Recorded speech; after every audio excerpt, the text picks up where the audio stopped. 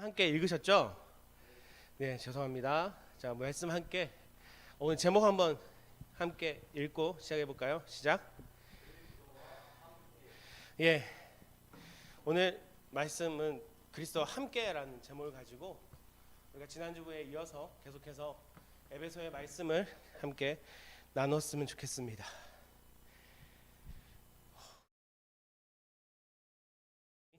살다 보면 여러 가지 일이 있죠.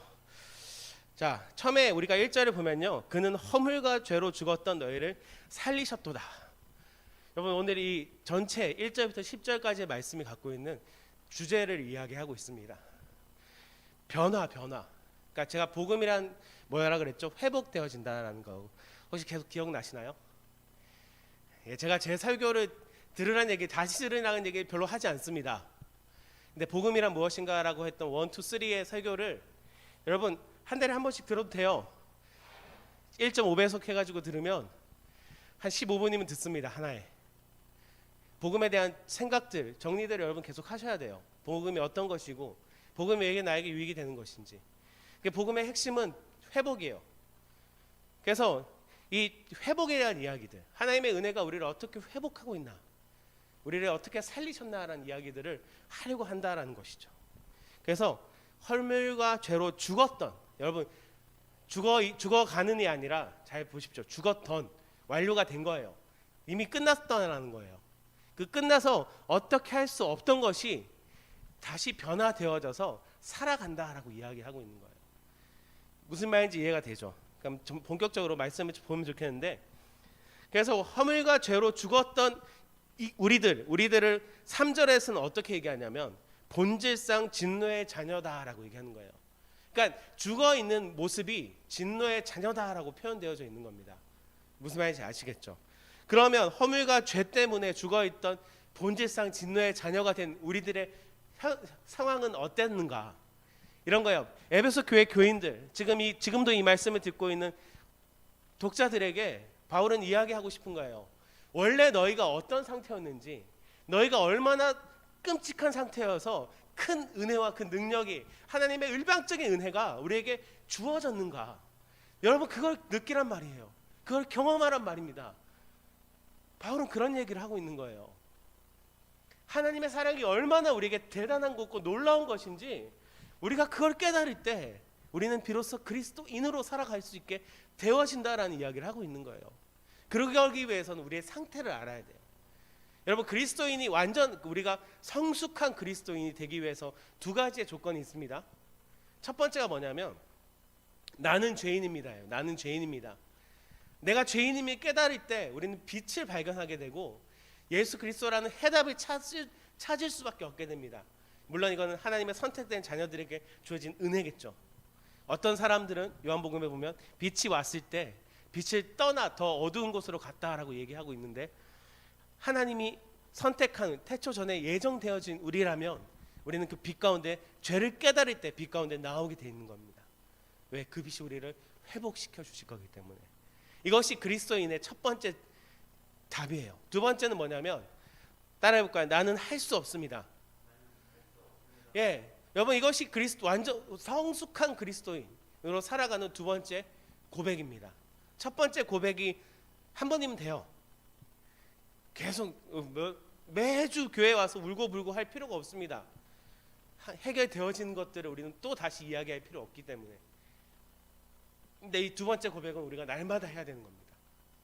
나는 할 수 없습니다. 나는 할 수 없습니다라는 이 고백이 계속 되어질 때 우리는 비겁해지는 것이 아니라, 우리는 연약해지는 것이 아니라 강한 하나님의 능력으로 살아갈 수 있는 하나님의 자녀들이 되어질 수 있다는 것이죠. 여러분 나는 할 수 없습니다는 그리스도인으로서 최고의 신앙 고백이에요. 우리가 그리스도인으로 살아감에 있어서 가장 높은 수준의 신앙 고백이라는 겁니다. 어떤 문제 앞에 섰을 때 포기해버리는 것이 아니라, 여러분 나는 할 수 없습니다라는 고백은 포기가 아니에요. 맡기는 겁니다. 맡긴다고 우리의 삶을 멈춰 있는 것이 아니라 최선을 다해 살아가며 하나님께 우리의 과정과 결과를 맡기는 것을 우리는 나는 할 수 없습니다라고 고백하는 겁니다. 지금 여러분 학생이잖아요. 고백하세요. 내가 할 수 없어요. 왜? 하나님께서 계획하시고 이끄신 것들을 주님, 내가 경험하기 원합니다. 그러기 위해서 내가 이 순간에 나에게 주어진 시간들에 최선을 다하겠습니다 라고 고백해야 되는 겁니다. 자, 그래서 어쨌든 죄라는 것들을 깨달아야 되는데, 이 허물과 죄, 본질상 진노의 자녀가 갖고 있던 죄는 우리가 잘 알다시피 원죄라는 거예요. 원죄란 말 들어봤어요? 그러니까 두 가지 죄를 이야기해요, 성경은. 첫 번째가 원죄입니다. 원죄 뭐 한자잖아요, 그죠? 원래 가지고 있는 죄, 원래가 태어나면서부터 가지고 있는 죄. 그리고 두 번째 성경이 이야기하는 죄는 자범죄예요. 자범죄 뭐죠? 스스로 짓고 있는 죄들. 우리 뭐 이 순간에도 시시각각 때때로 막 매번 죄를 짓잖아요, 그죠? 근데 우리에게 가장 중요한 건 뭐냐면 이 원죄의 문제를 해결하고 자범죄의 문제를 날마다 주님 앞에 고백하며 나가는 겁니다. 그래서 회개해야 되는 거예요. 원죄의 문제가 해결됐다고 해서 우리는 계속해서 우리가 계속해서 정말 거룩하게 살아갈 수 없습니다. 이미 한번 오염되어져 있는 육체는 계속해서 죄를 갈구하게 돼 있고 죄를 쫓아가게 돼 있어요. 예수님이 다시 오시기 전까지는 우리는 이 문제를 완벽하게 해결할 수 없습니다. 여러분, 그렇기 때문에 구원파가 잘못된 거예요. 구원파는 이 원죄와 해결과 함께 그의 모든 육체의 죄들이 해결되어집니다. 죄의식이 없어지는 거예요. 왜? 이미 받았기 때문에 무엇이든지 할 수 있기 때문에. 더 이상 얘기하지 않겠지만 나중에 기회가 되면 이단에 대한 이야기들을 좀 나눠보겠지만, 근데 이 원죄라는 것은 뭐냐면 우리 스스로 해결할 수 없는 문제입니다. 하지만 모두가 가지고 있는 죄악들, 그러니까 아담 이후 모든 인류가 가질 수밖에 없는 죄가 원죄라는 겁니다. 원죄는 우리가 어떻게 표현하냐면, 유전이란 말 혹시 들어봤어요? 기름 나는 데 말고 유전병 막 이런 거 하잖아요, 그죠? 이어지는 것, 우리 조상으로부터 이어지는 것. 그러니까 이 원죄는 우리는 어떻게 표현하냐면 유전되어진다라고 얘기해요. 왜? 아담과 하와는 최초의 인류입니다. 그러니까 우리가 그 누구도 부정할 수 없는 게 아담과 하와의 후손이에요. 우리 모든 사람들은. 우리는 아브라함의 후손이 아닙니다. 이해가 돼요? 직계로 올라가다 보면 아브라함은 저 멀리 있어요. 하지만 우리는 아담의 후손이고 노아의 후손인 것은 부정할 수 없는 거예요. 그래서 그렇기 때문에 이 죄라는 것은 유전되어진다라고 표현하는 겁니다. 아담과 하와로부터 시작된 이 죄는 그 관계, 그 아담과 하와로부터 관계된 가족 관계 안에서 모두가 가지고 태어날 수밖에 없는 것. 근데 이 원죄라는 것은 우리를 어떻게 하냐면 죄에 짓게 한단 말이에요. 죄를 사랑하게 만든다라는 겁니다. 이해가 되세요? 이 원죄를 우리가 갖고 태어났다라는 것은 사단의 종으로서 사단의 음성과 그 말과 그 뜻 가운데 살아갈 수밖에 없는 그런 성향을 가지고 태어나게 되어졌다라는 겁니다. 그래서 창세기 6장 5절은 어떻게 얘기하냐면, 노아 시대 때 여호와께서 사람의 죄악을 세상에 가득함과 그의 마음으로 생각하는 모든 계획이 항상 악할 뿐임을 보시고. 그러니까 이 죄라는 것은 점점 타락하게 만들고, 이미 타락되어진 우리가 그것들을 표출하게 만들어진다는 겁니다. 그러니까 이것을 해결하지 않고는, 주님 앞에 온전히 고백하지 않고는 우리의 삶을, 회개의 삶을 살아갈 수가 없는 거예요. 여러분, 똑같이 죄를 짓습니다. 그죠? 그리스도인이라고 죄를 안 짓는 게 아니라, 그리스도인이 아니라고 죄를 더 짓는 게 아니라, 혹은 때로는 그리스도인들이 더 죄를 지을 때가 많아요. 하지만 여기서 여러분, 결정적인 차이는 뭘까요? 죄를 사랑해서 지는 것과 죄악된 세상 가운데 있기 때문에 지어지게 되는 죄악들. 예전에는 죄를 사랑했다면 이제는 그 죄가 우리의 양심을 거스르게 되고 성령을 거스르게 되게 불편해지고 있다는 것입니다. 이것이 원죄를 회복한 사람과 회복하지 못한 사람들의 차이예요. 여러분, 이해가 되십니까? 로마서는 이 죄악을 1장에서 동일하게 얘기하고 있는데요. 이 창세기 6장 5절을 조금 더 자세하게 디테일하게 설명하고 있는 게 로마서 1장 26절에서 32절인데, 제가 조금만 읽어드릴게요. 이 때문에 하나님께서 그들을 빨리 읽어드리겠습니다. 부끄러운 욕심에 내버려 두셨으니 곧 그들이 여자들도 순리대로 쓸 것을 받고 영리로 쓰며, 뭐예요? 동성애를 이야기하고 있습니다. 남성과 여성의 동성애. 그와 같이 남자들도 순리대로 여자를 쓰기를 버리고 서로 향하여 은욕을 부릴 듯하며 남자가 남자와 더불어 부끄러운 일을 행하며 그들이 그릇된 상황을 보응을 그들 자신이 받았느니라. 또한 그들이 마음에 하나님 두기를 싫어하며, 이 죄악의 가장 큰 핵심은 하나님을 마음에 두기 싫어한다는 겁니다. 왜? 사단은 그것을 원치 않기 때문에. 하나님께서 그들의 그 상실한 마음대로 내버려 두사 합당하지 못한 일을 하겠으니 곧 모든 불의, 추악, 탐욕, 악의가 가득한 자요, 시기, 살인, 분쟁, 사기, 악독이 가득한 자요, 수근수근하는 자요, 비방하는 자요, 하나님께서 미워하는 자요, 능욕하는 자요, 교만한 자요, 자랑하는 자요, 악을 도모하는 자요, 부모를 거역하는 자요, 우매한 자요, 배악하는 자요, 무정한 자요, 무자비한 자라. 바울이 이렇게 이 창세기 노아 당시에 있었던 이 죄악들을 바울은 지금도 동일하게 일어나고 있고, 그것을 우리가 분노의 본질상 진노의 자녀의 모습일 때 가지게 되는 죄악의 모습들을 이렇게 설명하고 있는 겁니다.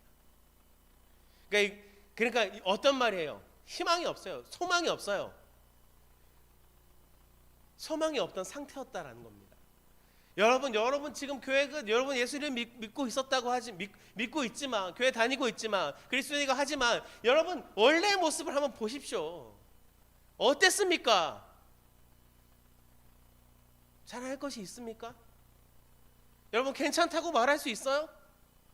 그 누구도 이야기할 수 없다라는 거예요. 우리가 얘기하는 그 어떤 성인들도 여기서 벗어날 수 없다라는 겁니다. 인류의 모든 사람들이 이 죄악에서 벗어날 수 없었던 자녀들이에요. 소망이 없었던 사람입니다. 물론 조금 절제할 수 있었겠지만 해결할 수 없었던 문제라고 이야기하고 있는 거예요. 근데 예수님이 바울은 어떤 얘기를 하죠? 너희를 살리셨도다라고 얘기하고 있는 겁니다. 기적이 일어났다는 겁니다. 말도 안 되는 일이 우리에게 벌어진 거예요.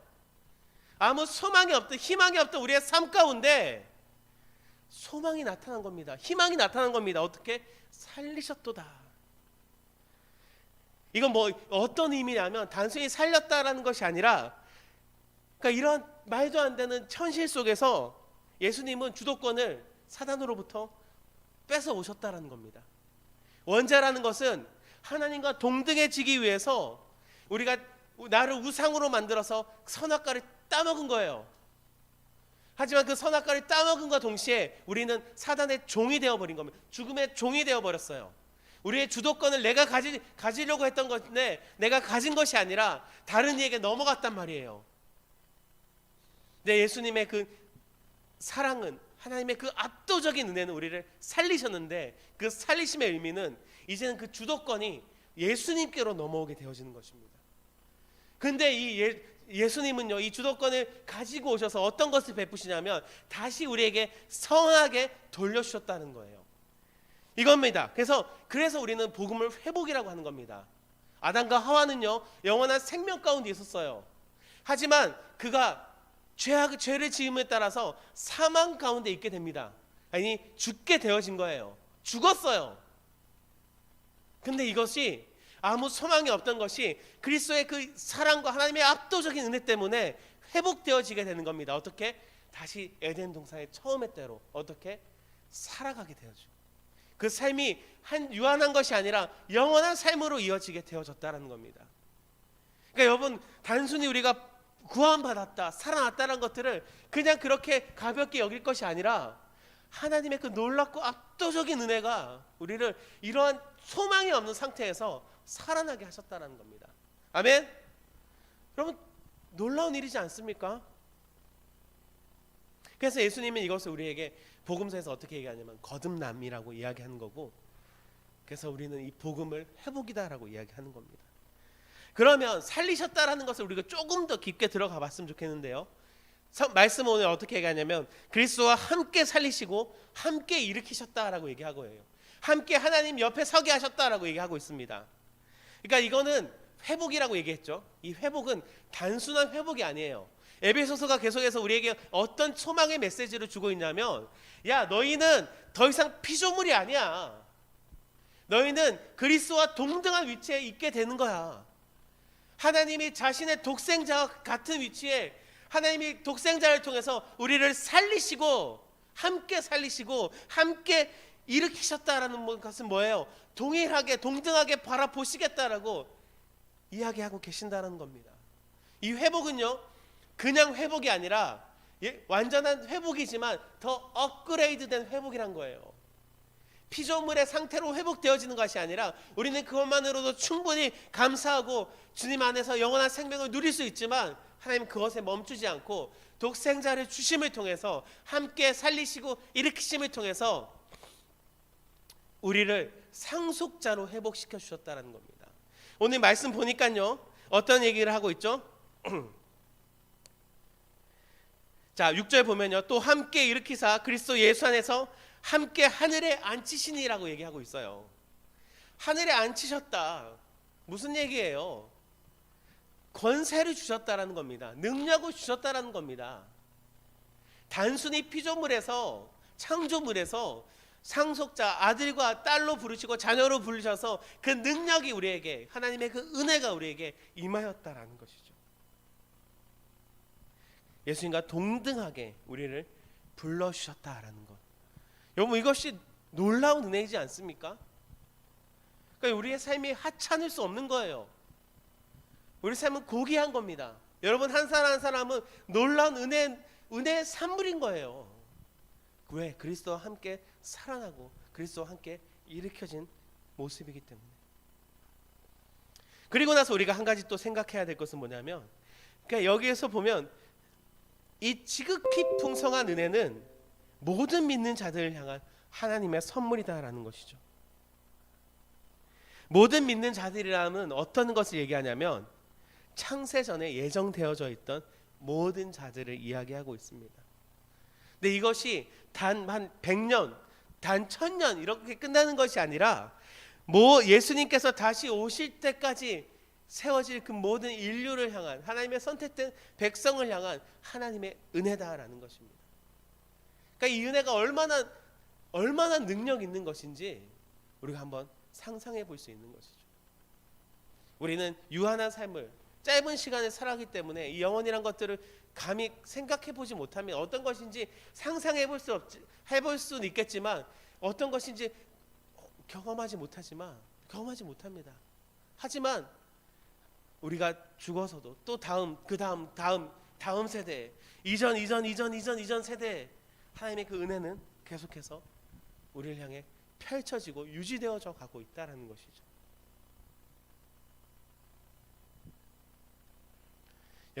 여러분이 그 은혜 가운데 세워진 하나님의 자녀들이란 거예요. 아멘. 하나님의 상속자들이란 겁니다. 아멘. 여러분 그 은혜를 꼭 붙드시기를 예수님의 이름으로 부탁드리겠습니다. 자 이제 다 왔어요. 9절을 보면 근데 되게 재밌는 말씀을 하고 있는데요. 자랑하지 못하게 한다라고 얘기해요. 무슨 얘기냐면 행위에서 난 것이 아니니 이는 누구든지 자랑하게 못하게 함이라. 여러분 자랑해야 되는 거 아닙니까? 이 놀라운 은혜를 선포해야 되는 거 아니에요? 여기서 이야기하는 것은 두 가지를 우리가 생각해 볼 수 있는데요. 자, 첫 번째는 내가 한 것이 없다라는 것을 깨달으는 겁니다. 그러니까 이 은혜는 나로 비롯된 것이 조금도 없기 때문에 그것을 나를 자랑하지 말라는 거예요. 하나님이 세워질 자리에 내가 나타나지 말아야 된다는 것입니다. 이해가 됩니까? 무슨 말인지 알겠어요? 이 자랑하지 못한다는 것은 이 놀랍고 큰 은혜를 자랑하지 말라는 것이 아니라 이 놀랍고 큰 은혜에 내가 한 것이 없음을 깨달으라는 얘기입니다. 하나님이 얼마나 일방적으로 얼마나 큰 능력으로 에게 임하셨는지 깨달으라는 얘기예요. 네가 한 것이 없다라는 겁니다. 그러면 우리는 이 은혜를 어떻게 해야 됩니까? 역설적으로 생각해야죠. 우리는 이 구원을 자랑해야 되는 겁니다. 아멘? 아멘? 이 구원을 어떻게 자랑하는 것이냐면 그러니까 이 하나님의 일방적인 하나님의 독생자를 주신 사랑, 예수님의 십자가의 사랑, 지금도 우리와 함께 하셔서 우리를 그리스도를 닮게 하는 성령님의 그 사랑을 우리는 자랑해야 되는 겁니다. 나는 한 것이 없음을 자랑해야 되고 내 한 것이 없지만 나에게 그 놀라운 생명을 주신 은혜를 자랑해야 되는 거예요. 여러분, 결국에는 이 자랑하지 못하게 한다라는 것은 뭐냐면 자랑하라는 겁니다. 내가 한 것이 없음을 자랑하고 그 놀라운 사랑을 자랑하고 내 삶을 통해서 복음을 선포하라고 말씀하고 계신 거예요. 그리고 다시 10절은 이렇게 얘기해요. 10절 말씀을 보겠습니다. 우리는 그가 만드신 바라 그리스도 예수 안에서 선한 일을 위하여 지으심을 받은 자니 이 일은 하나님이 전에 예비하사 우리로 그 가운데 행하게 하려 하심이니라. 네. 그래서 그렇다면 우리를 살리신 이유가 뭔가? 다시 한번 바울은 이야기하고 있는데요. 재밌죠? 예수 안에서 선한 일이다라고 표현하고 있습니다. 여러분, 이것을 우리가 분명하게 생각해야 될 것은 뭐냐면 우리는 세상 가운데 살아가요. 세상이라는 기준의 선과 악이 되게 분명히 서 있습니다. 여러분, 근데 그게 뭐 나쁘다라는 게 아니에요. 우리는 대한민국 국민으로서 그렇게 그 법 가운데 헌법에서 제시한 법을 지키며 살아갈 의무가 있고 하나님께서 그것을 원하십니다. 하지만 우리가 착각하지 말아야 되는 것은 그냥 선한 일과 예수 안에서 선한 일은 다르다라는 겁니다. 우리는 마치 이것이 혼용되어서 동일하다라고 생각해요. 내가 착하고 선한 일을 하면 그것이 다 하나님께서 기뻐하시겠지? 물론 그럴 수 있죠. 하지만 그렇지 않을 수도 있다는 것이죠. 그 선이 하나님 기준의 선이 아닐 수도 있다는 것이죠. 어렵죠? 그래서 우리 이것을 조금 설명해 보려면, 그러니까 첫 번째 보면 1절에서 3절은 사망에서의 삶을 이야기하고 있어요. 아까 얘기했죠. 본질상 진노의 자녀의 삶의 모습을 1절에서 3절이 이야기하고 있습니다. 그러니까 진노의 삶의 행함을 이야기하고 있으면 이 10절에서는 생명의 행함을 살아야 하는 것을 이야기하고 있는 거예요. 그러니까 1절과 10절을 행함으로써 정리하고 있는 겁니다. 살리신 이유에 대해서 살리신 은혜를 설명하고 그 살리신 이유가 결국에는 우리로 선하게 살아가라고 이야기하고 있는 거예요. 그래서 1, 2, 3절을 통해서 과거의 잘못된 행함들, 예수 믿기 전의 행함들을 이야기하고 그것이 잘못되어졌다라는 것이 그것이 회복되어졌다는 것을 선포하고 이제 10절을 통해서 다시 우리가 어떻게 살아가야 되는지 이야기하고 있는데, 그래서 이 예수 안에서의 행함은 첫 번째 뭐냐면 그러니까 생명에서의 행함을 바울은 예수 안에서의 행함이라고 표현하고 있고요. 그래서 이것을 하나님께서 지으신 목적이다라고 이야기하고 있어요. 이해가 되십니까? 그러니까 죽음에서 사망에서의 행함이 잘못되어짐, 얼마나 악한지 우리 상태가 어땠었는지 이야기하고 난 다음에 그것이 회복되어져서 생명에서의 행함을 이야기하는데, 생명에서의 행함은 두 가지로 설명하는데요. 예수 안에서의 선한 일, 그리고 이것이 이 예수 안에서 선한 일이 하나님께서 우리를 살리신 목적이다라고 이야기하고 있는 거예요. 그러면 이제 끝입니다. 그럼 예수 안에서라는 표현에 집중했을 때 예수 안에서 선한 일이 어떤 일인가 우리가 생각해 보면, 그러니까 의도와 목적이 다르다는 겁니다. 같은 일을 하더라도 같은 삶을 살아가더라도 예수 안에서의 선한 일은 그 의도와 그 목적이 완전히 달라진다는 겁니다. 그러니까 우리의 의도는 뭐냐면 구원받은 자녀로서의 선함을 이야기하고 있는 거예요. 많은 사람들이 세상은요 복을 받기 위해서 혹은 다른 목적을 위해서 선한 일을 하는 경우가 많습니다. 의도가 있는 거죠. 그런 의도가. 하지만 우리는 어떤 것을 받고 얻기 위해서 선한 일들을 하는 것이 아니라 이걸 생각해야 돼요. 이미 감당할 수 없는 큰 복을 받았기 때문에, 그리고 당연히 할 수 있는 상태가 됐기 때문에 나타나게 되어지는 삶의 자연스러움이라는 겁니다. 이해가 되십니까? 우리의 선함은 우리의 어떤 억지로 끌어내어져서 행동되어지는 것이 아니라 이미 너무 큰 은혜를 받아서 그것이 넘쳐 흘러져서 나오는 자연스러운 삶의 모습이라는 거예요. 같은 행동을 하지만 다르다는 것이죠. 그리고 우리의 목적은 다른 것에 있지 않습니다. 그러니까 뭐예요?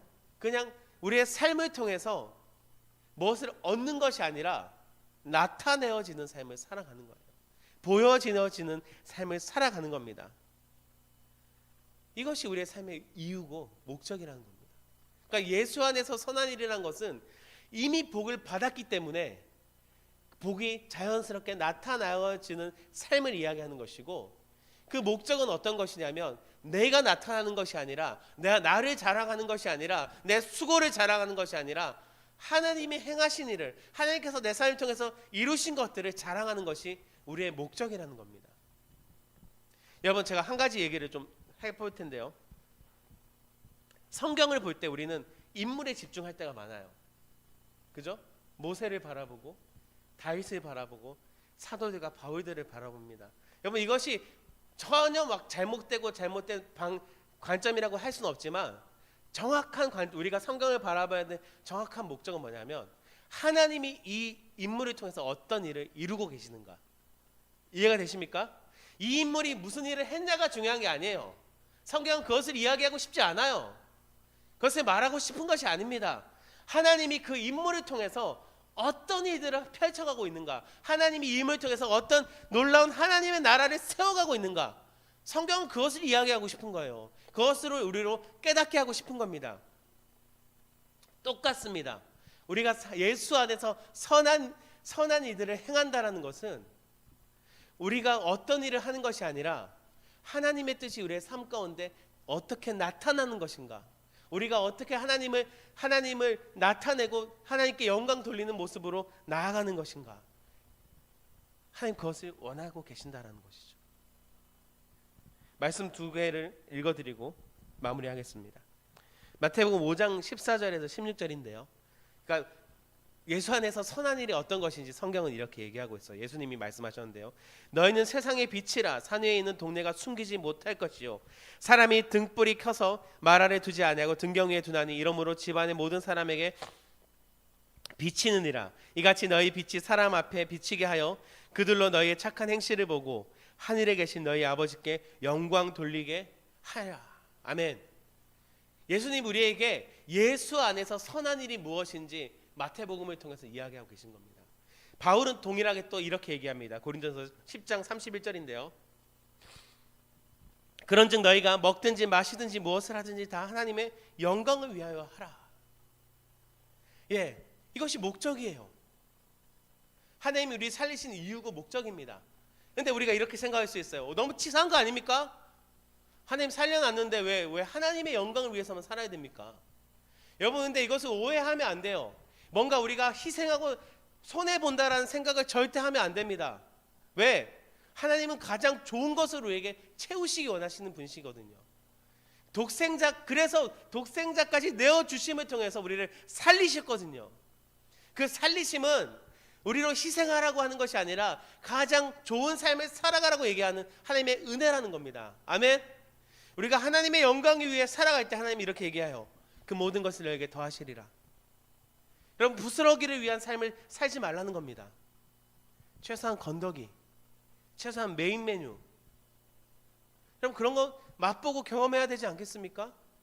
겨우 조금 잘 되는 일, 조금 되찾은 건강, 조금은 옳은 성적, 여러분 이것에 목매는 것이 아니라 하나님의 영광을 위해 살아가는 우리가 하나님의 그 계획을 우리의 삶을 통해서 펼쳐나갈 때 우리가 상상할 수 없는 은혜를 우리는 경험하게 되어진다는 거예요. 여러분, 이런 삶을 살고 싶지 않으세요? 그럼 부스러기에 만족하지 마시기 바랍니다. 하나님의 영광을 위해 살아가는 것은 가장 좋은 것을 가장 맛있게 취할 수 있는, 먹을 수 있는 하나님의 은혜라는 것들을 꼭 기억하시기 바랍니다. 기도하겠습니다.